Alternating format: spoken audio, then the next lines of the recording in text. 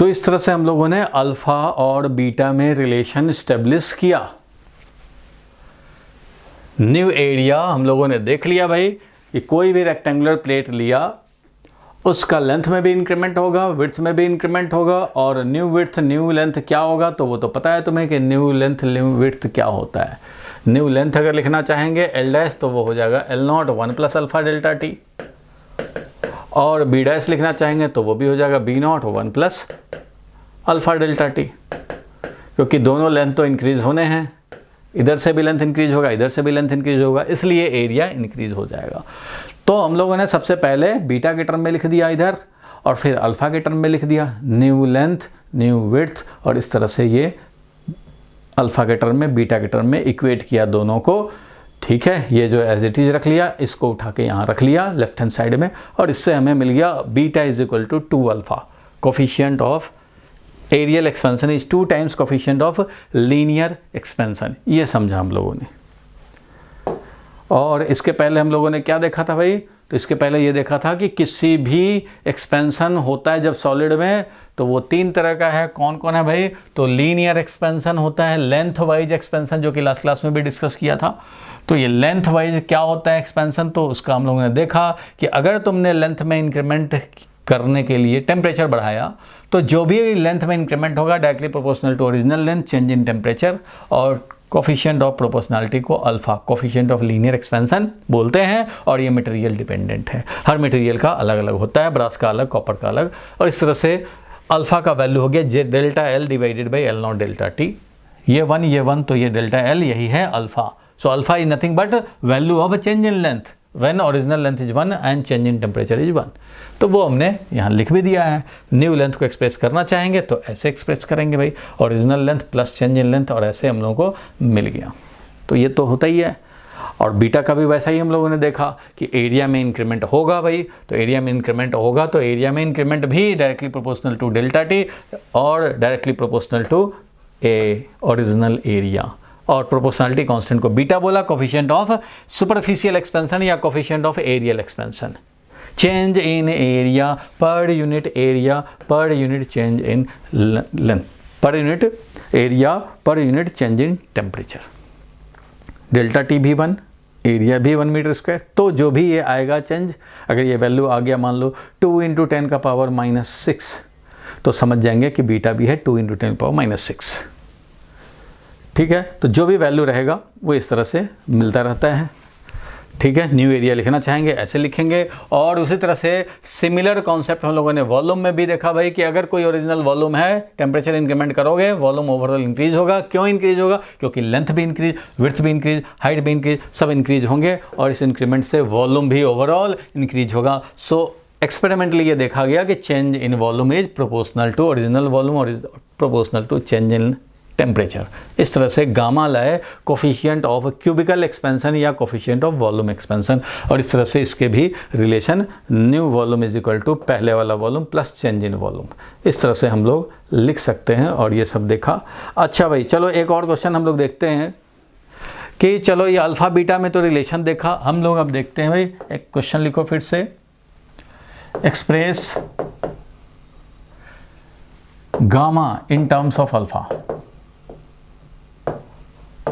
ये समझेंगे, और फिर आप गामा को इन टर्म्स ऑफ बीटा भी लिखना, गामा को इन टर्म्स ऑफ बीटा भी लिखेंगे, कितना बीटा होता है वो भी लिखेंगे। फिलहाल तो ये है, इसको कैसे हम लोग गामा को अल्फा के टर्म में, अगर आप इसका बैकग्राउंड समझना चाहेंगे या डेरिवेशन समझना चाहेंगे तो ये सिंपल सी बात होगी भाई कि एक हम लोग ले लेंगे, क्या भाई, लेंथ ले लिया, जिस तरह से भी एरिया में लिया था, लेंथ विड्थ और एक हाइट भी, ऐसा समझ सकते हैं। मान लो ये हाइट है, ऐसा समझ सकते हैं। एल बी एच वॉल्यूम हमारा क्या हो जाएगा, वॉल्यूम हो जाएगा L B H, L nought B nought H nought, ऐसा समझे। ये एल नॉट था, ये बी नॉट था, ये एच नॉट था, ऐसे। तो ये है, तो भैया न्यू वॉल्यूम तो बनेगा, एक्सपेंशन करेंगे तो न्यू वॉल्यूम आएगा। अब न्यू वॉल्यूम जो वी डैश होगा वो कितना होगा भाई, तो जो भी है volume original plus change in volume होगा, पता है। तो ये इस न्यू वॉल्यूम को यानी कि वी डैश को हम लोग एक्सप्रेस क्या करें, हमें तो चाहिए गामा और अल्फा में रिलेशन। तो क्या करेंगे, तो गामा में लिखेंगे इन टर्म्स ऑफ गामा, एक बार न्यू वॉल्यूम लिख लें, और इधर लिखेंगे इन टर्म्स ऑफ अल्फ़ा। ठीक है भैया, इन टर्म्स ऑफ अल्फ़ा लिख देंगे इधर। तो इन टर्म्स ऑफ अल्फ़ा लिखना चाहोगे न्यू वॉल्यूम, तो क्या होगा, new length, new width, new height.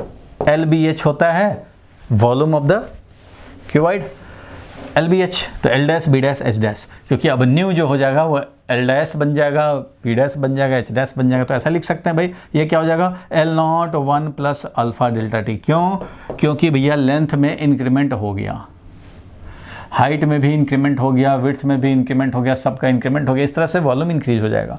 तो ये हो गया लेंथ।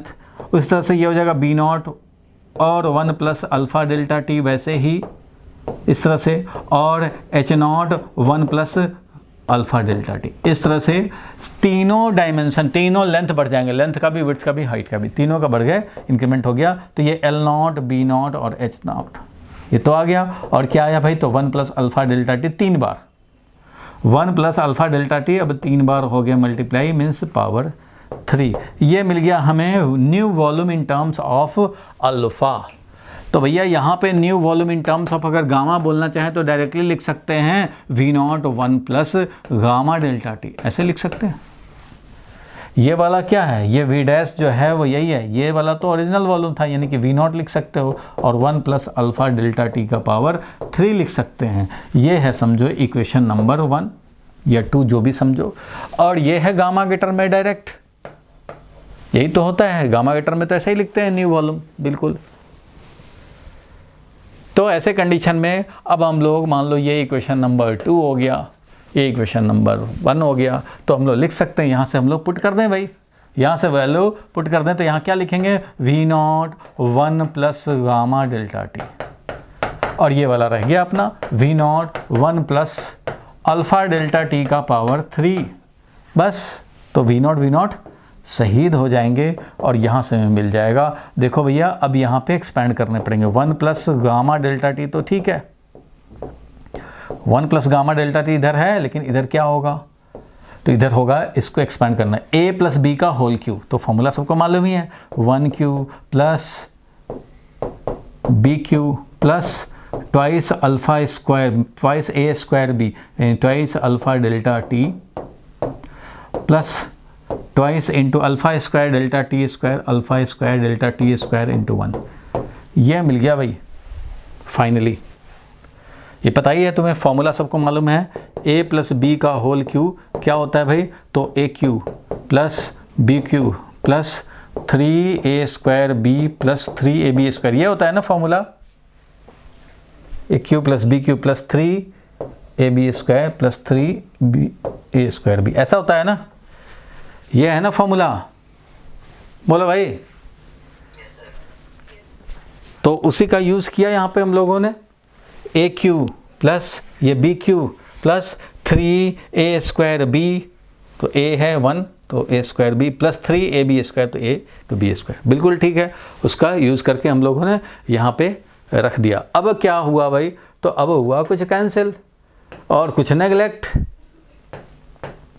कैंसिल हुआ 1 नेगलेक्ट क्या हुआ भाई, तो अल्फ़ा क्यू, अरे भाई अल्फ़ा खुद ही इतना स्मॉल होता है, अल्फ़ा क्यू क्या होगा, टेंडिंग टू 0। अरे अल्फ़ा स्क्वायर क्या होगा, टेंडिंग टू 0, क्योंकि अल्फ़ा खुद तो -5 किसी भी मटेरियल का तुम देखो, अल्फ़ा अगर डेटा मिलेगा बुक में मिल जाता है कि कॉपर का क्या है और आयरन का क्या है, एल्युमिनियम का क्या है, तो किसी का 10 का पावर -4 आएगा, किसी में 10 पावर -5 आएगा, किसी में -6 आएगा, किसी में -7 आएगा, ऐसा ही आएगा,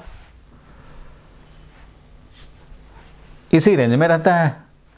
तो यहाँ पे ये भी नेगलेक्ट हो गया, ये भी नेगलेक्ट हुआ, बचा क्या भाई, तो gamma delta T is equal to 3 alpha delta T. इसलिए अब क्या हुआ, तो डेल्टा टी भी शहीद हो गए और मिल गया हमें gamma is equal to 3 alpha. तो बस यही एक सेंटेंस, 2 सेंटेंस जो हमें आगे बढ़ाना होता है, किधर से दोनों इक्वेट कर दो, मिल जाएगा gamma is equal to 3 alpha. तो यही काम किया। बोलो भाई कोई प्रॉब्लम हो तो बता दो, कुछ करना नहीं है, बेसिक लॉजिक रिमेन सेम, उसमें भी वही लॉजिक था, बीटा इक्वल टू अल्फ़ा करने में भी यही लॉजिक था, न्यू एक प्लेट लो, उसका न्यू लेंथ हो जाएगा, टेम्परेचर बढ़ाने से न्यू विड्थ हो जाएगा और न्यू एरिया निकालो। वैसे ही यहाँ पे न्यू वॉल्यूम हो जाएगा, क्योंकि तीनों लेंथ इंक्रीज हो जाएंगे, ये भी और ये भी, तीनों इंक्रीज होंगे, तीनों के कॉरस्पॉन्डिंग न्यू लेंथ आएगा। एक ये लेंथ हो गया, एक ये लेंथ हो गया, एक ये लेंथ हो गया, तीनों मल्टीप्लाई किया, न्यू वॉल्यूम मिल गया। और गामा के टर्म में लिखेंगे तो न्यू वॉल्यूम डायरेक्ट लिखेंगे, क्योंकि न्यू वॉल्यूम होता है original volume plus change in volume. Original volume ये और चेंज इन वॉल्यूम है gamma V nought delta T. तो यही तो होता था भाई, वी नॉट कॉमन होता था, 1 प्लस गामा डेल्टा टी होता था। तो ठीक है भैया, इसी हिसाब से हम लोगों ने लिख लिया और काम हो गया। अब यही चीज़ हम लोग यहाँ पे वी डैश में पुट कर दिए, ये वाला ला के गामा की तरफ, एक तरफ गामा एक तरफ अल्फ़ा, इक्वेट करो, कैंसिल हो जाएंगे। जितना भी अल्फ़ा का हायर पावर होगा या बीटा का हायर पावर होगा, ये सबको नेग्लेक्ट करते हैं, क्योंकि ये खुद ही very very very very small है, इसलिए उनका स्क्वायर करने पे और वेरी वेरी वेरी स्मॉल हो जाते हैं। 10⁻⁻6 होता है तो स्क्वायर करने में -12 हो जाते हैं, क्यूब करने में 10⁻18 हो जाते हैं। तो इसलिए उन सबको नेग्लेक्ट करते हैं और ये मिल जाता है। सो इस तरह से तुम्हें मिल गया रिलेशन कि न्यू वॉल्यूम भी, यानी कि gamma is equal to 3 times, तो गामा आया 3 टाइम्स अल्फ़ा, तो जो भी अल्फ़ा होगा उसको 3 से मल्टीप्लाई करोगे मिल जाएगा। ठीक है भाई, तो अब बता दो जल्दी से आप लोग कैलकुलेट करके कि किसी मटेरियल का गामा कितना बीटा होगा, जल्दी बताओ भाई। जो रिलेशन अभी तक पढ़ा आपने उस बेसिस पे ये लिखा रहेगा, इसके ऑप्शंस दिए रहेंगे, तो आपको ऑप्शन में से सिलेक्ट करना होगा। क्या लिखूं मैं, गामा इज इक्वल टू कितना बीटा लिखूं?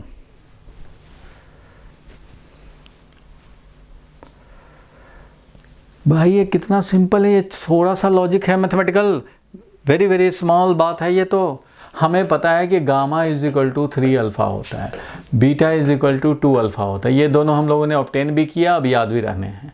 तो बीटा, ये गामा कितना बीटा होगा ये नहीं निकाल पाएंगे। देखो भाई कैसे निकाल पाएंगे, तो gamma is equal to 3 alpha तो होता है ना, कम से कम 3, और अल्फ़ा को बीटा के टर्म में नहीं लिख सकते क्या? अल्फ़ा होता है बीटा बाई 2, अल्फ़ा होता है बीटा बाई 2, तो बस बीटा बाई 2 लिख दो। It means gamma is equal to 3/2 times beta, ये है। तो यहाँ पे फिल इन द ब्लैंक होगा 3/2, gamma is equal to 3/2 times beta आ जाएगा, क्योंकि गामा 3 टाइम्स अल्फ़ा होता है और अल्फ़ा क्या है, बीटा बाई 2 है, अल्फ़ा क्या है, बीटा बाई 2 है, बस रख देंगे मिल जाएगा। अच्छा भाई कोई बात नहीं, ये सब तो छोटा मोटा चीज़ है। अब आपको जो देखना है वो ये देखना है भैया कि अब जो मेन ट्रिकी बात है उस बात को समझा जाए। लिखो, ये तो जनरल रिलेशन, जनरल मीनिंग हो गए। अब जरा इस पे हम लोग 1-2 क्वेश्चन देखते हैं, एक बात और समझते हैं। Expansion of solid with cavity बहुत क्लू पॉइंट है और कुछ बच्चे इसमें फंसते हैं। एक्सपेंशन ऑफ सॉलिड, ये पॉइंट समझेंगे। विद कैविटी,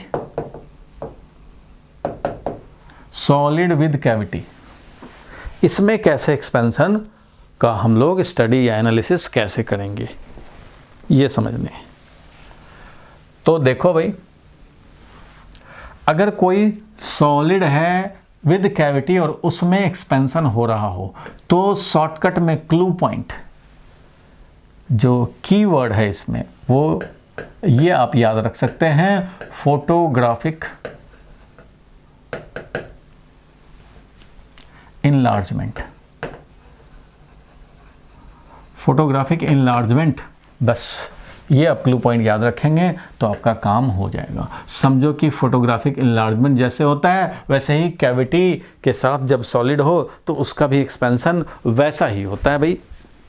फोटोग्राफिक इनलार्जमेंट समझ लेंगे क्या है, वो धीरे धीरे क्लियर हो जाएगा। मान लो, ध्यान से समझना इस कॉन्सेप्ट को, एक ऐसा डिस्क है, ठीक है, इस डिस्क में से हमने एक और छोटा डिस्क निकाल लिया, कैविटी बना दिया, तो मटेरियल इतना ही है, ये मटेरियल है। जब हम लोग एक बड़े डिस्क में से छोटा डिस्क निकाल लेते हैं तो इस रिमेनिंग डिस्क को क्या बोलते हैं भाई, तो इसका अलग नाम होता है एनुलर डिस्क। इसको हम एनुलर डिस्क बोलते हैं। एक बड़े डिस्क में से एक छोटा डिस्क निकाल लिया तो ये जो बचा वो एनुलर डिस्क है। अच्छा भाई, तो इसमें 2 रेडियस पता होना चाहिए। एक ये है, मान लो R1 रेडियस का निकाल लिया, या R2 रेडियस का था पहले से, तो खैर ये एनुलर डिस्क है।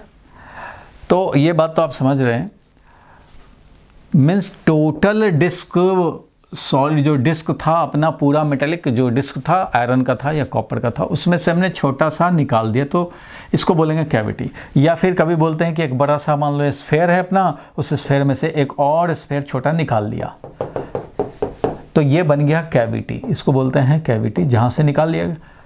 डेंटिस्ट के यहाँ जाते हो तो देखते हो कि भाई एक टूथ में क्या होता है, तो उसमें कैविटी रहता है, कैविटी रहता है तो उसमें फंस जाता है। तो कैविटी के साथ अगर हो कोई सॉलिड तो इसका एक्सपेंशन के लिए कैसे स्टडी करेंगे, तो ये समझे हम लोग इसका क्या होगा। तो अभी ज़रा ध्यान से हम लोग कॉन्सेप्ट सीखने के लिए ये समझे कि एक हमने डिस्क लिया समझो, और उसमें से ये निकाल लिया एक छोटा डिस्क। अब क्या किया, ये जो निकाला है वो यहाँ रख लिया, जो निकाला है वो यहाँ रख लिया, इसमें से ये अगर इसमें जाकर फिट कर दें तो फिर से ये कंप्लीट डिस्क हो जाएगा। अच्छा भाई ठीक है, ध्यान देना ये पूरा डिस्क था 40 डिग्री सेल्सियस पे, मैंने इसमें से ये कट करके निकाल लिया, ये भी है 40 डिग्री सेल्सियस पे। इसको चाहें तो इसमें फिट कर दें तो एग्जैक्टली फिट हो जाएगा, क्यों, इसी में से निकाला ही गया है, तो ये बिल्कुल एग्जैक्टली फिट हो जाएगा, समझो ये बिल्कुल एग्जैक्टली फिट हो जाएगा, मीन्स एक्यूरेट फिटिंग। ठीक है, अब क्या किया, इसको रहने दिया 40 पे, एक्सपेरिमेंटल बात कह रहा हूँ, और इसका ये जो रिमूव किया है डिस्क, ये निकाला है जो, इसको मैं कर देता हूँ अब 50 पे। इसको अगर मैं 50 पे कर दूँ, मीन्स इसको हमने 50 पे कर दिया, तो इसका डिस्क का साइज़ थोड़ा सा तो बड़ा हो जाएगा भाई। 50 डिग्री सेल्सियस पे इसको मैं ले गया 40 से 50, तो ये इसका साइज़ बड़ा हो गया। अब इसको 50 पे रखा और ये कैविटी बनाया था हमने 40 पे, निकाला था, तो ये अभी 40 पे है, ये वाला 40 पे है, जो निकाला है उसको 50 पे करके और इसमें फिट करना चाहें तो ये नहीं फिट होगा, बिल्कुल फिट नहीं होगा, क्योंकि ये लार्ज हो चुका है।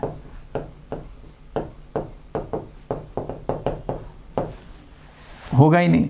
लेकिन अगर इसका मैं कूलिंग कर दूं, इसका क्या कर दिया मैंने, कूलिंग कर दिया, इसका कूलिंग कर दिया, तो ये छोटा सा हो गया थोड़ा डिस्क, उसका कूलिंग कर दिया। मान लो ये हमने 25 डिग्री सेल्सियस पे ले आए, 40 पे निकाला था 40 पे, तो 40 पे ही जब था उस समय करते थे एग्जैक्ट फिट होता था, लेकिन इसको 25 पे कर लिया, अब इसमें फिट करने का कोशिश कर रहे हैं, तो यहाँ पे लूज फिटिंग है, इसका बिल्कुल लूज है, ये लूज फिटिंग है, मतलब ये इसके वो गैप रह जाता है, ऐसे ऐसे आ जाता है और गैप ही रह जाता है, तो ये भी ठीक नहीं हुआ। ये वाला एग्जैक्ट फिट है, ये वाला तो इसमें जाता ही नहीं है, ये वाला गैप बना देता है, मीन्स ये लूज फिटिंग है। और जब इसको वापस जब हम लोग 40 डिग्री सेल्सियस पे लाते हैं, मान लो इसको हमने 25 पे लाए, फिर इसको हम लोगों ने 40 पे ले आए, इसको जब फिर से 40 पे ले आते हैं और तब इसको फिट करने का कोशिश करते हैं, तो फिर इससे ये फिट हो जाता है। कितने पे, 40 डिग्री सेल्सियस पे लाए तब फिर से ये।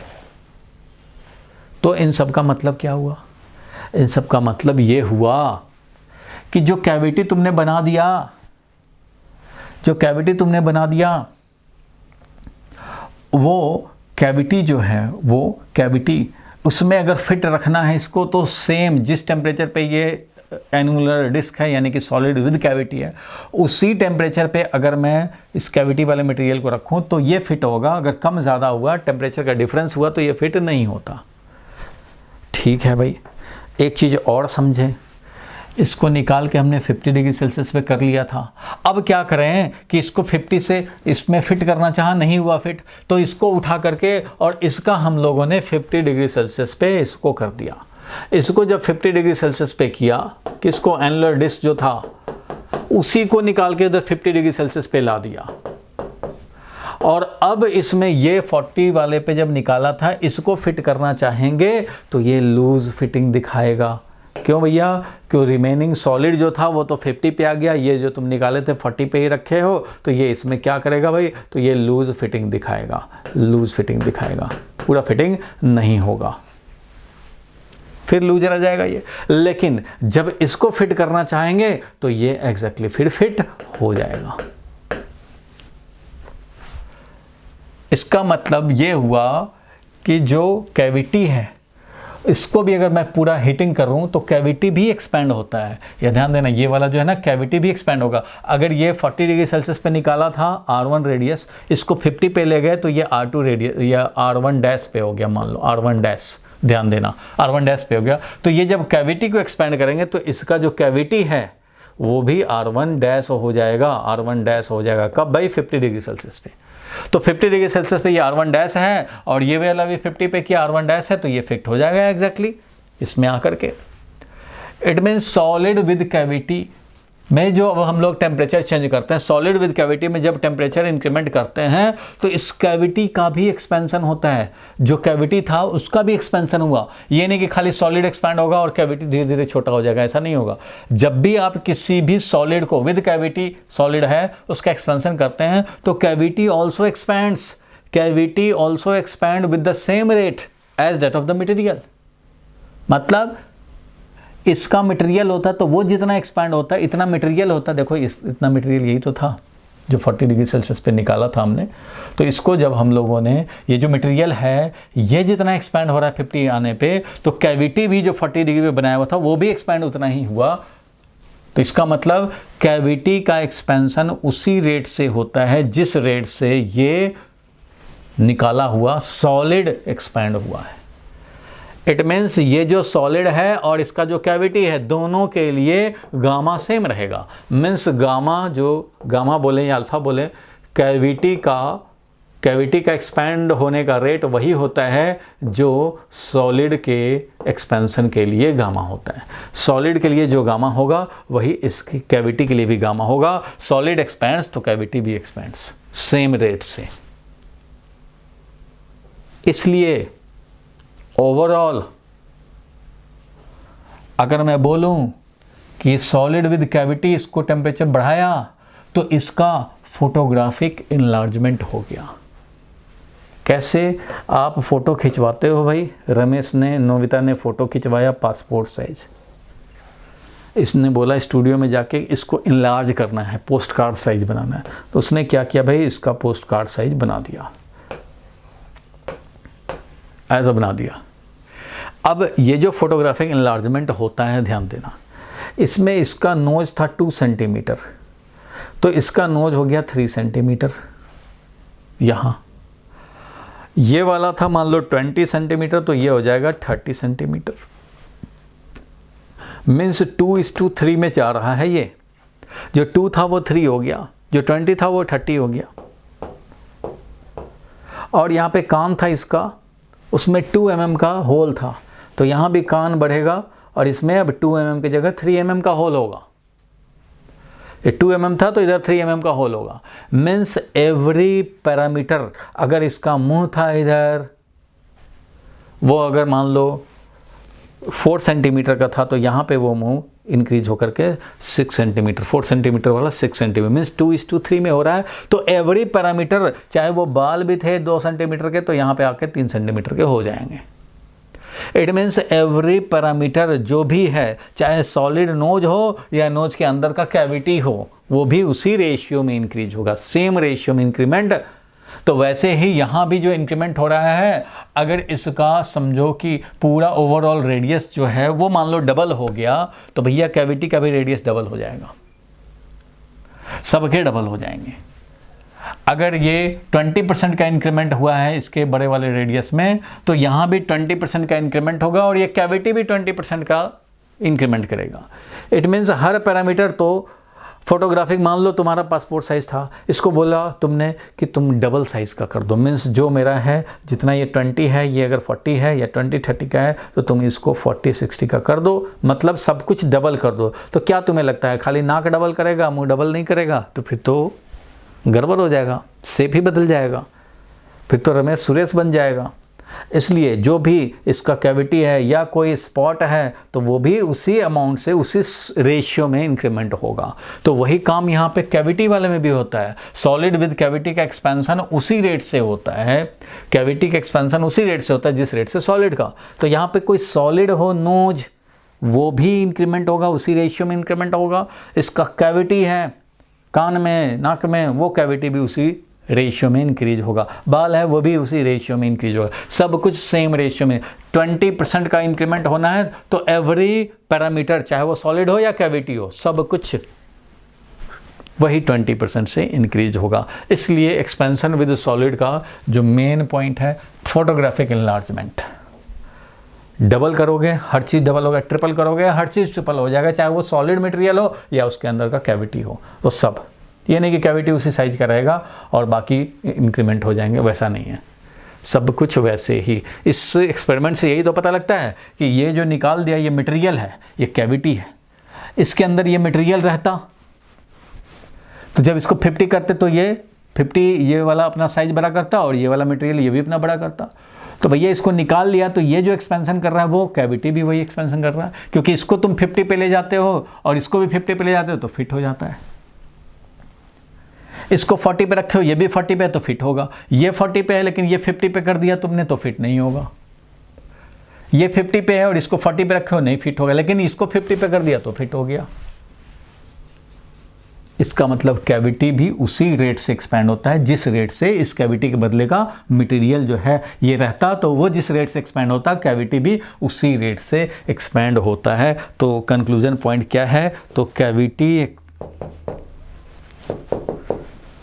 इन द सॉलिड लिख लो, cavity in the solid expands at the same rate at the same rate as that of solid, लिख लो भाई, as that of solid जिसमें कैविटी ये है, solid in which the cavity is present।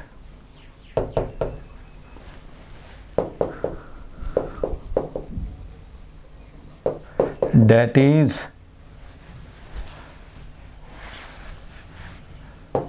Gamma solid is equal to gamma cavity. इस तरह से ये हम लोग समझेंगे फोटोग्राफिक इनलार्जमेंट।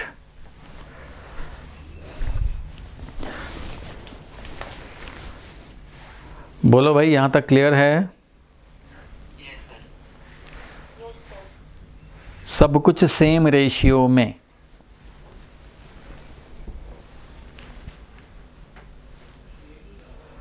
तो ये ध्यान रखना, ये 40 है, 40 पे हमने निकाल लिया, इसको 40 पे ही छोड़ दिया और इसको चेंज कर दिया तो लूज़ हो गया, फिट हो गया। 50 कर दिया तो नहीं आया, लेकिन इसको 50 किया तो आ गया। उसी तरह से अगर इसको 25 किए हो और इसको भी 25 पे कर लोगे तो फिट हो जाएगा ये वाला। रिमेनिंग सॉलिड एंड जो निकाला है मटेरियल, उन दोनों को सेम टेम्परेचर पर रखेंगे, फिट हो जाएगा, नहीं रखेंगे नहीं फिट होगा। इसलिए कि दोनों सेम रेट से एक्सपैंड करता है, सॉलिड एंड कैविटी, इसलिए गामा सेम। ठीक है भाई, ये बात समझ गए। अब देखो इस पे छोटा सा क्वेश्चन, मान लो एक क्वेश्चन आता है इस तरह से, एक रिंग है इस तरह से, मटेरियल है इस तरह से, ये है रेडियस R1, ये है रेडियस R2 और ये है B is equal to 2 centimetre. ठीक है, ये है मान लो 10 सेंटीमीटर और ये वाला है 12 सेंटीमीटर। ठीक है भाई, क्वेश्चन आ गया, if on heating by 10 degree Celsius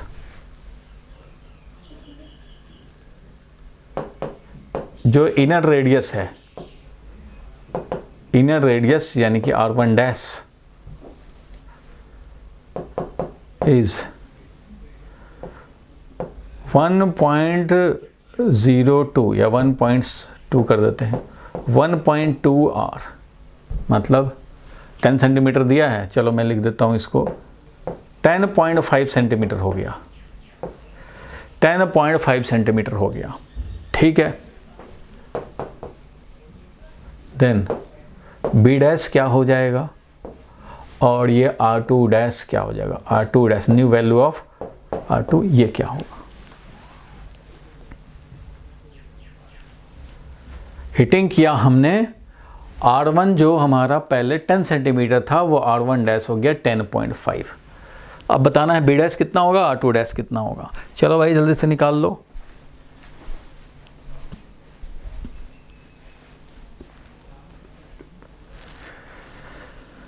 निकाल लिया जाए, क्या होगा। ऐसा क्वेश्चन आ जाता है भाई ऑब्जेक्टिव में या फिल इन द ब्लैंक में, जैसे भी पूछना हो पूछ सकते हैं।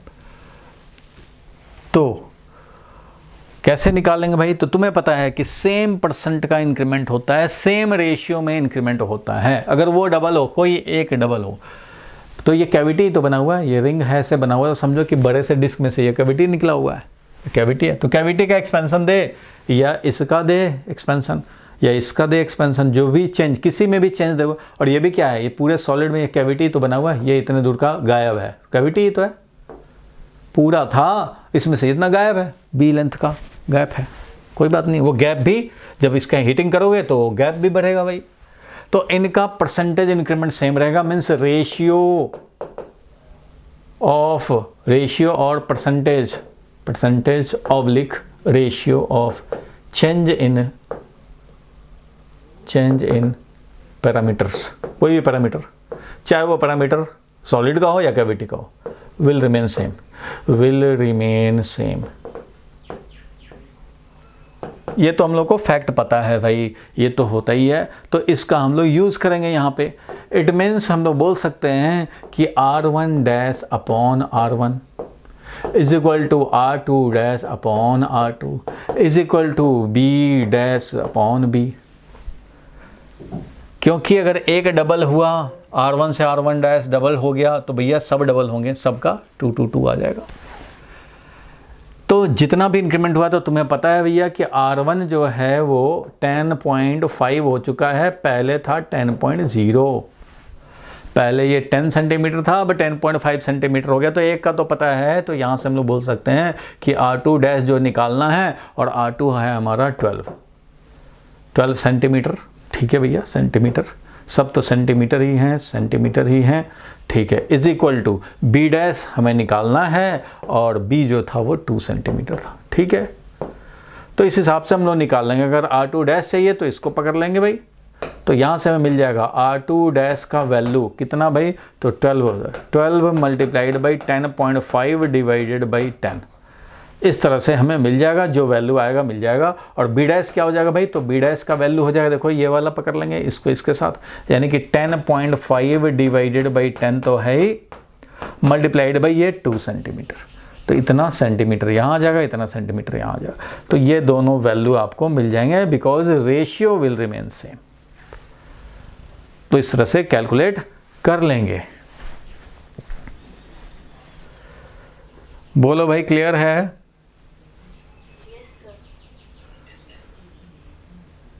कोई किसी को प्रॉब्लम हो बोल देगा भाई, प्रॉब्लम नहीं है तो मैं आगे बढ़ूंगा। अच्छा चलो भाई, एक्सपेंशन से रिलेटेड और बात करेंगे हम लोग। अब देखते हैं एक्सपेंशन ऑफ वाटर। ये तो सॉलिड का इन जनरल एक्सपेंशन हो गया, चाहे लेंथ हो, एरिया हो या वॉल्यूम हो, सबका वही हिसाब है भाई, सबके लिए वही चीज़ होता है। लीनियर के लिए अल्फ़ा, बीटा और गामा, और एक पता है तो तीनों पता है। और कैविटी का भी पता है, कैविटी जिस सॉलिड में रहेगा उस सॉलिड का जो अल्फ़ा बीटा गामा होगा वही हमारा कैविटी का भी अल्फ़ा बीटा गामा होगा। तो सब कुछ सेम रहेगा, इसलिए सेम रेशियो में, तो रेशियो विल रिमेन सेम। ठीक है भाई, तो अब नेक्स्ट पॉइंट पे चलते हैं हम लोग। नेक्स्ट पॉइंट है एक्सपेंशन इन वाटर। तो वाटर में जो एक्सपेंशन होता है वो एबनॉर्मल होता है।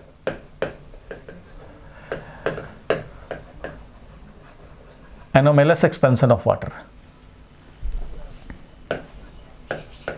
लिख लो टॉपिक भाई, वेरी वेरी इंपॉर्टेंट। और मैंने एक PDF भेजा है, उसमें इन सब के पॉइंट्स कुछ कुछ लिखे हुए हैं ऑलरेडी, मेन पॉइंट्स। फिर भी कुछ मेन पॉइंट्स उसमें लिखे हैं, उसके अलावा भी कुछ पॉइंट्स मैं क्लास में डिस्कस करता हूँ, तो उसको भी आप अपने कॉपी में ज़रूर नोट करेंगे। और देखो anomalous abnormal expansion of water क्या है, और यही एबनॉर्मल एक्सपेंशन ऑफ वाटर बहुत सारे एक्वा एनिमल्स जो कि वाटर में रहते हैं, सी में रहते हैं, रिवर में रहते हैं, और कई जगह रिवर में रहने वाले जो एक्वा एनिमल्स हैं उनको ज़िंदगी देने का काम करता है ये एबनॉर्मल बिहेवियर ऑफ वाटर। नहीं तो वो मर जाएंगे, ये जिंदा रखता है। कैसे, वो समझ में आएगा थोड़ी देर में। फिलहाल ये है कि इसका एबनॉर्मल एक्सपेंशन ऑफ वाटर क्या है भाई। तो एबनॉर्मल एक्सपेंशन देखो भाई, एक्सपेंशन होता है, जनरल ट्रेंड क्या है, हीटिंग करो एक्सपैंड होगा, कूलिंग करो कॉन्ट्रैक्ट होगा। तो जनरल ट्रेंड क्या है, जनरल जो फैक्ट है, तो जनरल फैक्ट ये है, हमेशा नहीं होगा, 99% केस में यही होने हैं कि ऑन हीटिंग, अगर मैं हीटिंग करूं मीन्स डेल्टा टी टेम्परेचर को इंक्रीज कराऊं, देन सॉलिड्स एक्सपैंड्स, सॉलिड जो होगा वो एक्सपैंड करता है। ये तो भाई जनरल बात है, यानी कि चेंज इन लेंथ भी पॉजिटिव होगा, अगर वॉल्यूम है तो वॉल्यूम में चेंज भी पॉजिटिव होगा, और एरिया है तो एरिया में चेंज भी पॉजिटिव होगा अगर इंक्रीमेंट हुआ तो। एंड ऑन कूलिंग, और कूलिंग करने पे क्या होगा भाई, तो कूलिंग करना मतलब डेल्टा टी हमारा लेस देन 0 हो जाना, मीन्स टेम्परेचर का क्या करना, डिक्रीमेंट करना। तो जब भी टेम्परेचर डिक्रीज करेगा तो उस कंडीशन में वॉल्यूम भी डिक्रीज होगा, एरिया भी डिक्रीज होगा, और लेंथ भी डिक्रीज होगा। जनरल ट्रेंड तो ये है, नॉर्मल बिहेवियर ये है, जनरल मतलब ये, नॉर्मल बिहेवियर ये है, नॉर्मली यही होता है, नॉर्मली ये होता है, लेकिन सबके लिए ये होता है ऐसा नहीं है, वाटर के लिए ऐसा नहीं होता है। जनरल तो यही है, वाटर में एबनॉर्मल बिहेवियर है। तो कहीं भी अगर हीटिंग करोगे तो एक्सपेंशन, और कूलिंग करोगे तो कॉन्ट्रैक्शन होगा। ये सॉलिड लिक्विड गैस सबके लिए वैलिड है, जनरल ट्रेंड यही है for solid, liquid and gas, सब में यही होता है। हीट करेंगे, हीटिंग करेंगे, टेम्परेचर बढ़ाएंगे तो एक्सपेंशन टेंडेंसी आएगा, और सॉलिड हो चाहे लिक्विड हो चाहे गैस हो। लेकिन एक एबनॉर्मल बिहेवियर ये है वाटर का, ये भी जो है, वाटर भी जो है वो नॉर्मल की तरह भी काम करता है, और कहीं कहीं ये एबनॉर्मल बिहेवियर दिखाता है। वो क्या है, तो इसका भी वॉल्यूम मैं दिखा रहा हूँ, इसको हम लोग ग्राफ से समझते हैं, वॉल्यूम, और इधर दिखाएंगे टेम्परेचर। हर बुक में ऐसा मिलेगा तुम्हें। सर्टेन अमाउंट ऑफ वाटर का हमने वॉल्यूम ले लिया, वॉल्यूम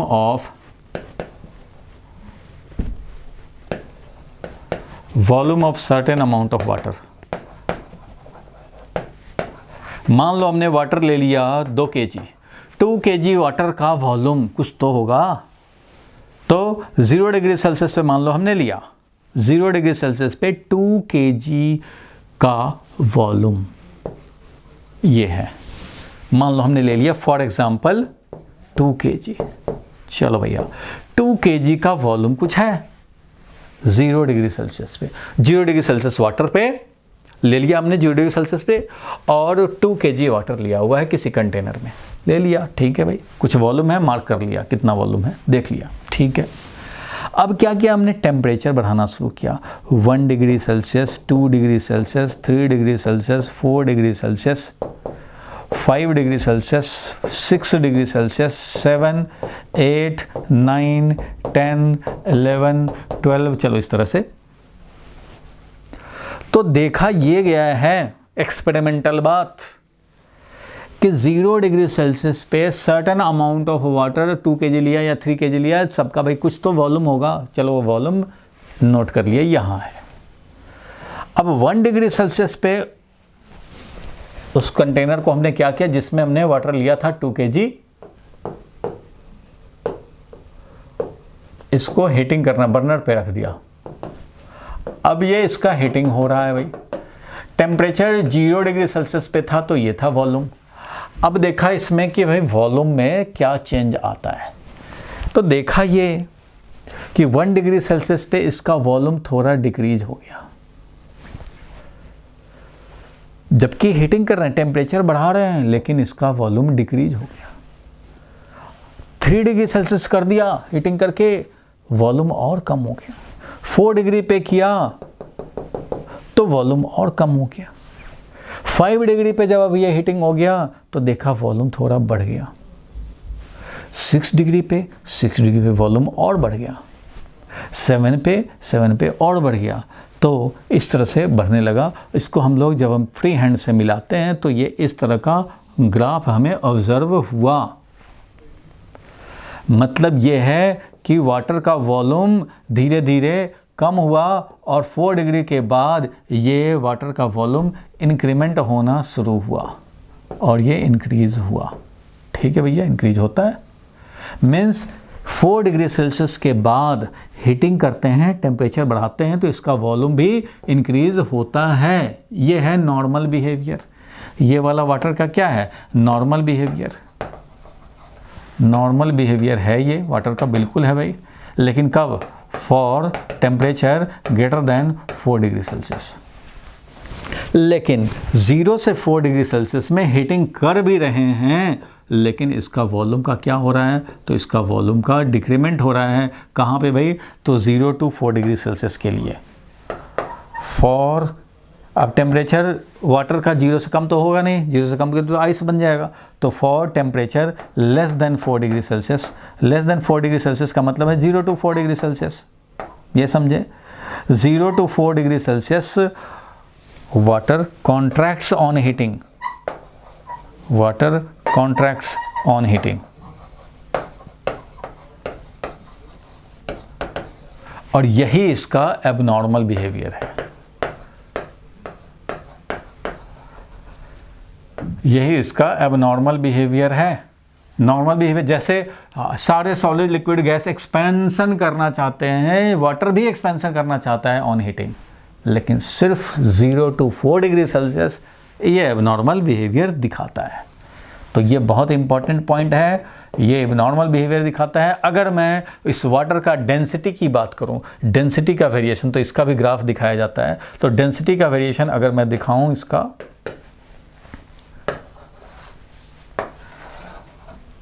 टेम्परेचर के साथ, इधर हम लोगों ने दिखाया डेंसिटी। डेंसिटी का मतलब है जितना हमने मास लिया था लिक्विड का, वाटर का, वो मास और डिवाइडेड बाय वॉल्यूम। तो भैया मास तो फिक्स कर दिया है हमने, 2 kg ले लिया है भैया, 2 kg ले लिया, बिल्कुल ये 2 kg ही रहेगा भाई। लेकिन वॉल्यूम का चेंज हो रहा है, इसलिए डेंसिटी भी चेंज हो रहा है। तो वाटर के केस में 0 डिग्री सेल्सियस पे, यह है 4 डिग्री सेल्सियस। 0 डिग्री सेल्सियस पे कुछ वॉल्यूम था तो मास डिवाइडेड बाय वॉल्यूम किया, कुछ आया डेंसिटी, बिल्कुल आएगा। उसके बाद क्या देखा गया कि भैया 1 डिग्री सेल्सियस में वॉल्यूम कम हो गया। अब वॉल्यूम जब डिनोमिनेटर में है और ये वैल्यू कम हो जाए, डिक्रीज हो जाए, वॉल्यूम डिक्रीज हो जाए, 1 डिग्री पे गए तो वॉल्यूम हमारा डिक्रीज हो गया। यहाँ देख रहे हो वॉल्यूम डिक्रीज, वॉल्यूम डिक्रीज मतलब डेंसिटी इंक्रीज। तो डेंसिटी यहाँ पे इंक्रीज हो गया। 2 डिग्री पे गए, 3 डिग्री पे गए, जब 3 डिग्री पे किया तो वॉल्यूम और कम हो गया, और कम हो गया तो वैल्यू डेंसिटी का और बढ़ जाएगा भाई। तो डेंसिटी का कर्व इस तरह से है। मतलब डेंसिटी का मैक्सिमम वैल्यू जो होता है, डेंसिटी का मैक्सिमम वैल्यू वो 4 डिग्री सेल्सियस पे है और उसके बाद ये डिक्रीज होने लगता है, क्योंकि वॉल्यूम इंक्रीज होगा तो डेंसिटी डिक्रीज होगा।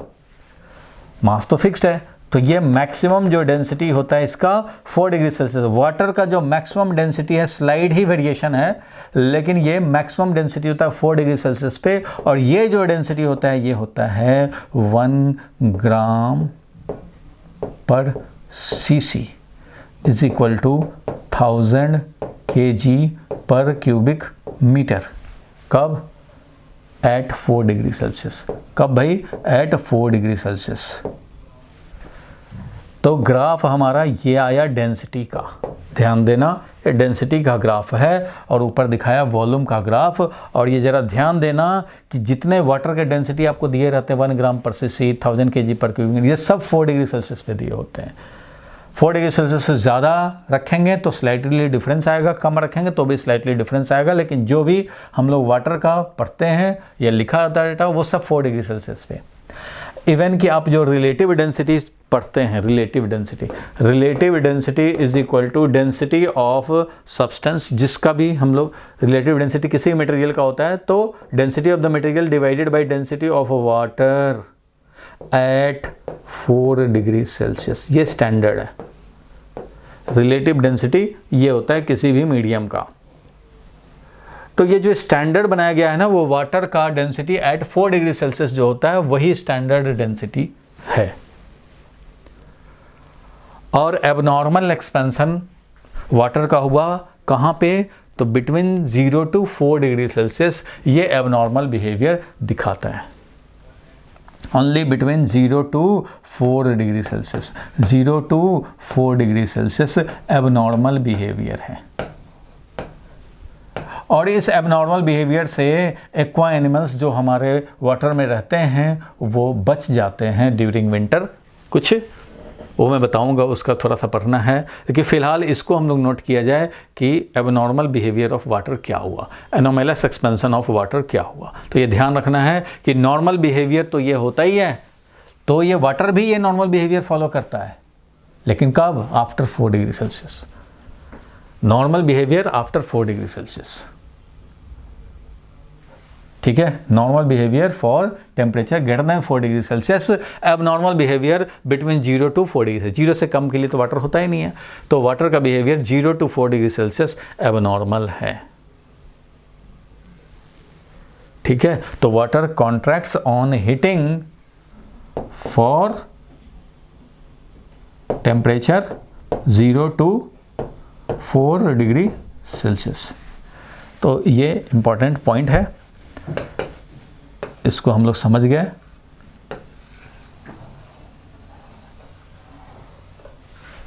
ठीक है भाई, तो ये नोट कर लिया आपने, ये याद रखने हैं। इसके बाद हम लोग इसका यूज़ करके समझेंगे कि कैसे एक्वेटिक एनिमल्स हमारे सरवाइव करते हैं ड्यूरिंग एक्सट्रीम विंटर। बोलो भाई, इसमें कोई कन्फ्यूज़न है तो बताओ, इसमें कन्फ्यूज़न है तो बताओ भाई जल्दी। पहलवानों, हिमांशी, लक्षिता बोलो, मयंक, अभिषेक बोलो भाई, समीर, प्रज्ञा, किसको डाउट है, डाउट बताओ। स्निग्धा बोलो, क्या डाउट है, किसी को डाउट नहीं है, आगे बढ़ें। चलो भाई, तो आगे बढ़ जाते हैं, फिर हमें क्या है, आगे बढ़ जाते हैं, टाइम भी कम रह गया है, कोई बात नहीं है, देखते हैं हम लोग। तो कैसे एक्वेटिक एनिमल्स, अब आज एक्सपेंशन में ही जब इतना टाइम लग गया है तो 5 मिनट और एक्सपेंशन में ही यानी एक्वेटिक एनिमल वाला बताएं, फिर हम लोग नेक्स्ट क्लास में देखेंगे 0th law of thermodynamics. First law of thermodynamics पढ़ा होगा आपने केमिस्ट्री में, सेकेंड लॉ ऑफ थर्मोडायनेमिक्स पढ़ा है, थर्ड लॉ तो वैसे भी नहीं है यहाँ आपके सिलेबस में, तो सेकेंड लॉ भी बहुत कम ही है। एक 0th लॉ भी होता है, 0th लॉ ऑफ थर्मोडायनेमिक्स, वही हम लोग डिस्कस करेंगे। चलो नेक्स्ट क्लास में या नेक्स्ट चैप्टर में तो पूरा ही है डिस्कशन। तो अभी हम लोग बात करते हैं एक छोटा सा पॉइंट, कैसे एक्वेटिक एनिमल रह जाते हैं। तो पहले ये बात क्या है वो जरा समझे। एनवायरमेंटल इफेक्ट क्या है, एनवायरमेंट को पॉजिटिव सपोर्ट है एबनॉर्मल बिहेवियर ऑफ वाटर का, क्या है वो समझो। नोबिता गया एक बार पोलर रीजन में, अर्थ है ना, अर्थ है, रोटेट कर रहा होता है, इक्वेटर, ठीक है, बहुत सारे कंट्रीज इक्वेटर के पास हैं, इक्वेटर के पास है बहुत सारे कंट्री। कुछ कंट्री जो है इधर पोलर रीजन में है, पोलर रीजन में जहाँ पे सन रेज थोड़ा सा टेंजेंशियली जाता है। तो ऐसे कंडीशन में इधर क्या होता है, तो इधर ज़्यादा टाइम आइस रहते हैं, क्योंकि मिलता नहीं है इसको हीटिंग, सन का हीटिंग मिल नहीं पाता उतना, इसलिए इधर ज़्यादा जो है वो दिन कम होता है। और इधर जो है हमारा क्या होता है कि 6 मंथ 8 मंथ रिवर जो होते हैं वो फ्रोज़न हो जाते हैं, रिवर है, लेक है, वो फ्रीज्ड होते हैं। बाद में जब समर आएगा तो उसमें वो मेल्ट करेंगे और फिर वाटर फ्लो शुरू होगा समर में, ठीक है। तो ऐसे रीजन में, पोलर रीजन में हम लोग बात कर रहे हैं। पोलर रीजन में जब क्या हो गया, जहाँ पे 8 मंथ 6 to 8 मंथ जो होते हैं वो इतना विंटर होता है, इतना ज़्यादा एक्सट्रीम विंटर में ऐसे कंडीशन में आइस होते हैं, आइस ऑन लेक और रिवर, इन सब में ना आइस होते हैं और उस पर स्केटिंग होता रहता है। स्केटिंग तो नोबिता गया स्केटिंग करने, स्केटिंग करके आया अपना मस्त, और स्केटिंग करके ठीक है भाई, हमेशा जाता रहता है नोबिता तो एवरी ईयर जाता है स्केटिंग करके मस्त। वहाँ टूर्नामेंट चलते हैं भाई, चैम्पियनशिप चलता है, कभी जीतता है कभी हारता है, आ जाता है फिर नोबिता वापस। तो हुआ क्या, एक बार बिना सीजन का चला गया, मीन्स आइस नहीं थे और वहाँ रिवर था या लेक था, जो भी समझ लो भाई, लेक था, समझो लेक की बात करें।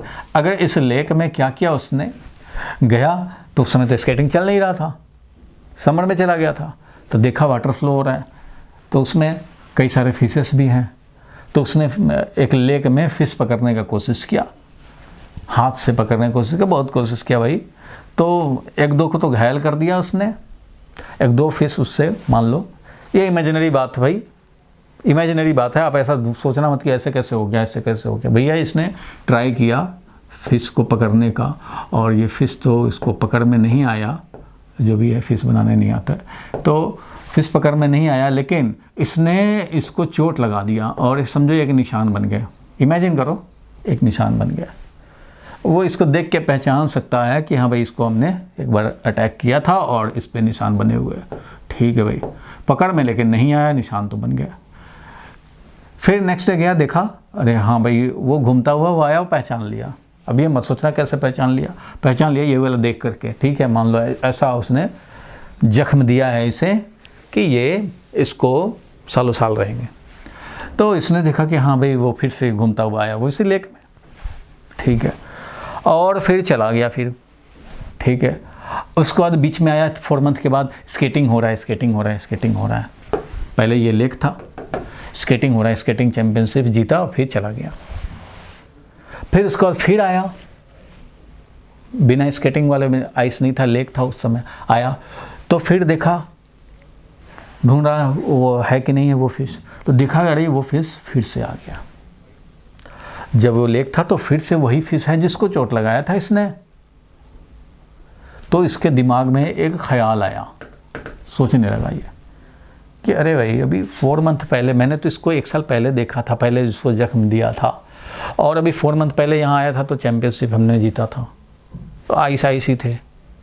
फिर अभी देखा कि लेक है और ये अभी भी है, तो आइस के टाइम में तो वाटर था ही नहीं, तो ये जिंदा कहाँ रहा, ये रहा कहाँ, ये कैसे जिंदा रहा, इसमें तो आइस था, अभी तो 2 महीने पहले मैंने देखा था कि ये पूरा इस टूर्नामेंट चल रहा था इस पे, तो ये रहा कहाँ, कैसे जिंदा रहा। तो 6 मंथ तक सुना है कि आइस ही था यहाँ, तो 6 मंथ तक आइस ही था, तो 6 मंथ तक ये कहाँ था, और फिर आया तो ये है। 6 मंथ पहले भी देखा था हमने तो ये था, और अभी देख रहा हूँ फिर है, लेकिन बीच के 6 मंथ में तो भाई पूरा आइस ही आइस था, तो कहाँ रह गया ये।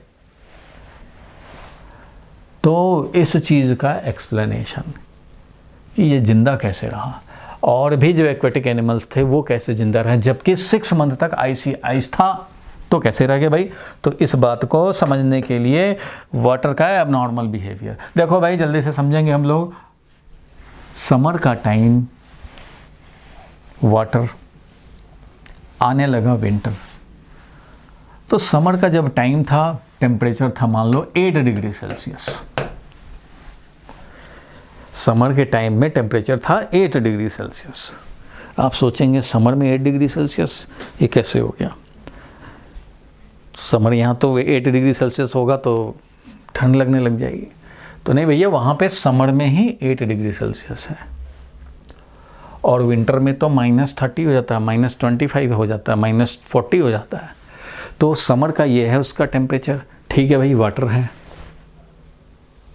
अब ऐसे में ये 8 से 7 हो गया, तो याद करो वाटर का density temperature graph, density temperature graph, density 4 degree Celsius पे मैक्सिमम, डेंसिटी 4 डिग्री सेल्सियस पे होता था मैक्सिमम, उसके बाद डिक्रीमेंट अच्छा भाई, तो पहले क्या था, ये 8 डिग्री सेल्सियस पे था, ये था डेंसिटी। ठीक है भाई, डेंसिटी ये है, तो डेंसिटी है तो ठीक है भाई, वाटर है। 7 डिग्री सेल्सियस पे आया तो डेंसिटी बढ़ गया। देखो 8 डिग्री पे था तो ये सारे 8 पे थे, वाटर भी 8 पे था, वाटर भी पूरा 8 पे था, ध्यान से समझ लो, 2 मिनट की बात है, वाटर भी पूरा 8 पे था। जब ये 7 आ गया, सराउंडिंग का टेम्परेचर 7 डिग्री सेल्सियस हो गया, तो टॉप वाला लेयर ये 7 हो गया, ये 8 है, तो ये बोलेगा भाई एक्सचेंज कर लो, और हायर टेम्परेचर से लोअर टेम्परेचर की तरफ एनर्जी ट्रांसफ़र करते करते ये क्या हो गया कि ये भी आ गया 7, क्योंकि ये तो सराउंडिंग है, इसको थोड़ा बहुत एनर्जी लेने देने से तो इसको कोई फ़र्क नहीं पड़ेगा, ये तो भाई भगवान कंट्रोल कर रहा है, 7 कर दिया तो अब इसको भी 7 पे आने पड़ेंगे, तो 7 है तो ये भी 7 हो गया। अब जब जैसे ही ये 7 हुआ, ध्यान देना, नीचे वाला तो 8 था, ये तो 8 पे था, 7 जैसे ही हुआ तो 8 वाले से ज़्यादा डेंसर हो गया 7 वाला, इस 7 वाले का डेंसिटी ज़्यादा है 8 वाले से, तो 7 वाला यहाँ से जो एनर्जी लेकर के दे करके यहाँ 7 हो गया है, यहाँ पे 7 हो चुका है, ये नीचे वाले 8 वाले को बोलेगा देख भाई 8 डिग्री सेल्सियस वाले हम लोग 7 डिग्री सेल्सियस पे आए हैं सराउंडिंग को एनर्जी दे करके, तो मैं तो भाई हेवी हो गया हूँ, मुझे नीचे जाने दो, मेरा ज़्यादा वेट है, नीचे जाने दो, क्योंकि मेरा डेंसिटी ज़्यादा है, मुझे नीचे जाने दो, तुम तो हल्के ऊपर रहोगे भाई। किसी भी लिक्विड में जो डेंसर होता है वो नीचे रहता है, क्योंकि उस पर ग्रेविटी फोर्स ज़्यादा लगता है, बाउंड फोर्स कम लगेगा, तो इसलिए इधर वाले को ऊपर और ये जो डेंसर हो गए वो नीचे आएंगे, इसलिए 7 डिग्री सेल्सियस वाले सब नीचे आएंगे और 8 वाले ऊपर जाएंगे, और वो 8 वाले जो ऊपर गए फिर एक्सचेंज करके 7 बन के नीचे आ रहे हैं, 8 वाले ऊपर जा रहे हैं 7 बन के नीचे आ रहे हैं, 8 वाले ऊपर जा रहे हैं 7 बन के नीचे आ रहे हैं, इस तरह से करते करते ये चलेगा, और 8 वाले 7 बन करके सारे 7 हो गए। 7 हो गए तब तक नेक्स्ट डे क्या हो गया कि ये 5 डिग्री सेल्सियस हो गया, 5 डिग्री सेल्सियस हो गया, तो ये टॉप वाला जल्दी से एक्सचेंज करके खुद भी 5 पे हो जाएगा, और 5 पे जैसे ही होगा तो फिर चिल्लाएगा वो, क्या भाई, ये बोलेगा देखो भैया मैं 5 पे हो गया हूँ, तुमसे ज़्यादा डेंसर हूँ, 4 वाले का मैक्सिमम डेंसिटी होता है, मैं भी तो 5 पे हूँ, तुम 7 वाले हो, तो मेरा ज़्यादा डेंसिटी है, मुझे नीचे जाने दो, तुम ऊपर आओ, तो 7 वाले जो हैं ऊपर जाएंगे 5 बन के नीचे आएंगे, 7 वाले ऊपर जाएंगे 5 बन के नीचे आएंगे, ऊपर जाएंगे 5 बन के नीचे आएंगे, इस तरह से चलता रहेगा चलता रहेगा चलता रहेगा, और सारे 7 वाले 5 बन जाएंगे, पूरे दिन में 5 बन गए। ठीक है भैया, सब 5 बन गए। फिर नेक्स्ट डे हुआ 4 डिग्री सेल्सियस बन गए। 4 डिग्री सेल्सियस है तो ये वाला टॉप लेयर बोलेगा कि भैया एनर्जी एक्सचेंज कर लो, तुम 4 पे हो मैं 5 पे हूँ, मैं तुम्हें एनर्जी दे देता हूँ, देने से क्या हो, ये भी 4 पे बन गया, ये 4 पे बना, जबकि नीचे वाले के साथ एनर्जी एक्सचेंज नहीं हुआ है, ये तो 5 पे ही है, 5 पे ही है, 5 पे ही है।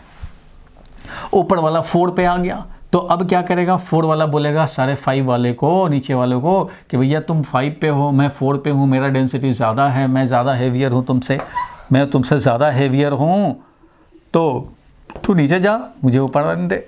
ये 4 वाला जो है वो नीचे आएगा और 5 वाले को ऊपर भेजेगा, 4 बन करके फिर वो नीचे आएगा, 4 से नीचे आएगा, 5 वाला सब ऊपर जाएगा, 4 बन के नीचे आएगा, इस तरह चलता रहेगा। सारे 5 वाले अल्टीमेटली क्या होंगे, सब 4 बन जाएंगे। 4 वाले का मैक्सिमम डेंसिटी 4 बन गए। यहाँ तक तो सब ठीक है भाई, 4 बन चुके, पूरा 4 बन चुके। इसके पहले दिन पूरा 5 बन चुके थे, अब पूरा 4 हो चुके। अच्छा भाई, 4 होने के बाद भगवान ने बोला कि भैया अब 2 डिग्री सेल्सियस हो जा सराउंडिंग। अच्छा, तो यहाँ वाला जैसे ही 2 डिग्री हुआ तो ये वाला 4 वाला अब एक्सचेंज करेगा। 2 डिग्री पे हो आज तो तुम भाई, हाँ भाई मैं तो 4 पे हूँ, तो मैं तुम्हें एनर्जी दे देता हूँ, तुम अपना 4 कर लो। ये बोलेगा मुझे देने से क्या होगा, मेरा टेम्परेचर तो तुम्हारा देने से नहीं बढ़ जाएगा, हाँ तुम मुझे दोगे तो तुम ज़रूर ठंडे हो जाओगे।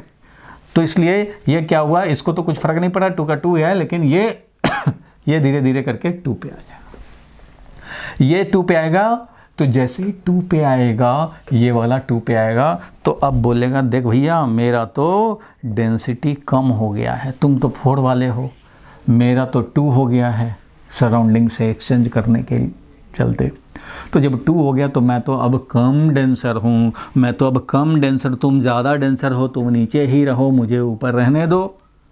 तो भैया ये तो 2 पे आ गया, ये 2 वाले लेयर आ गए। 2 वाले, 2 के पहले 3 भी हुआ था, 2 के पहले 3 भी हुआ था, तो जब 3 हुआ था तो सारे 3 हो गए थे, ये वाले 3 हो गए थे, लेकिन ये 4 वाले को नीचे ही रहने दिए, क्योंकि 4 वाला से 3 वाला कम डेंसर था, इसलिए वो ऊपर रह गया। अब धीरे धीरे जब ये 2 हो गया तो ये 3 वाले को धक्का मारेगा कि भैया तुम 3 वाले हो, तुम नीचे रहो, मैं तो 2 वाला हूँ, मैं और कम डेंसर हूँ, 3 वाले से भी कम हूँ। और 3 वाला बोलेगा मैं 4 वाले से कम डेंसर हूँ, तो 4 वाला नीचे रहेगा, 3 वाला उसके ऊपर रहेगा, 2 वाले उसके ऊपर रहेंगे। फिर धीरे धीरे इसका टेम्परेचर 3 से ये 2 से डिक्रीज होकर 1 पे आ गया। जब 1 पे आया टॉप लेयर तो ये चिल्लाने लग गया, भाई क्या, तो भाई मैं तो 1 पे हूँ, मेरा तो सबसे कम डेंसिटी है, तुम लोग नीचे ही रहो, मैं तो ऊपर ही रहूँगा। तो क्या हुआ भाई, तो फाइनली क्या बना, तो फाइनली ये बना कि ये नीचे है 4 डिग्री सेल्सियस, उसके बाद है 3 डिग्री सेल्सियस, उसके बाद है 2 डिग्री सेल्सियस, उसके बाद है 1 डिग्री सेल्सियस। ये सबसे ज़्यादा डेंसर है, उससे कम डेंसर, उससे कम डेंसर, उससे कम डेंसर। ठीक है भाई। उसके बाद ये अब 0 डिग्री सेल्सियस पे आ गया।